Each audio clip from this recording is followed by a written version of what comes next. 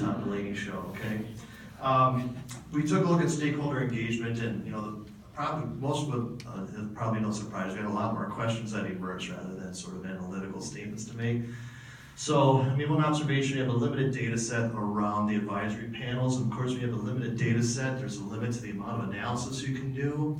And the net result then is we have a limited capability for insight and activation of the things that an advisory panel can do. So definitely an enriched data set, if that were possible, would be a wonderful thing. Some of the key questions we had is, we have some data around who participated in the panels, but we'd like to know, so what do they do exactly? You may have anecdotal evidence that they perform the function of helping develop strategies, or they may just provide general feedback that someone listens to and it goes somewhere and, right, okay, becomes somewhat ephemeral maybe. Next important question too, not just what happens and what do they do, but what results are expected and achieved by advisory panels?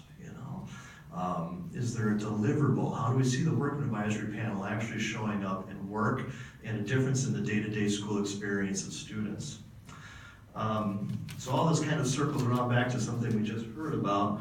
How do they fit into an improvement process that adds value for all students? So can we articulate for the advisory panels, do they perform a standalone function? It's an event, everyone has a good time and goes home? Or is it actually possible to articulate, here's the process we have for improvement. This advisory panel is right there. Here's what goes in, here's what comes out, here's how it turns out for a difference for students on a daily basis.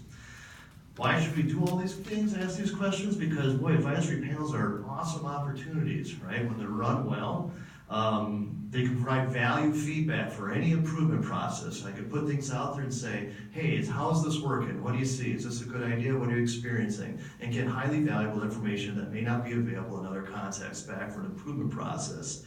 Barrier busting can happen. You get a diverse group of people together. You can put something out there. Here's something that's not working. I need ideas, right? And advisory panels can perform that function as well. As well as saying something, hey, we should do something completely new. This isn't working, so this is actually an opportunity. Let's do something different. Okay? As well as coordination and collaboration. So, of course, Jane brings up, the involvement of tribes can be very helpful.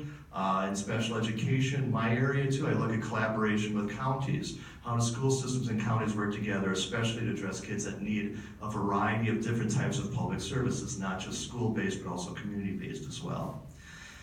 So all the circles around back to, we're going to talk about is effectiveness of the advisory panels linked to accountability. How does accountability happen? It's possible for a district to self-initiate and say, we just want to do things better, and to bring a real commitment to it. It's also possible to have this critical link that we just heard about between advisory panels and the school board. An advisory panel may not have a place in a district's accountability system. School board does. So, for example, we talked about, is there a direct reporting link from advisory panels to the school board? And that's that little place where you can get some defined accountability or defined formal piece around getting some feedback that'll result in change.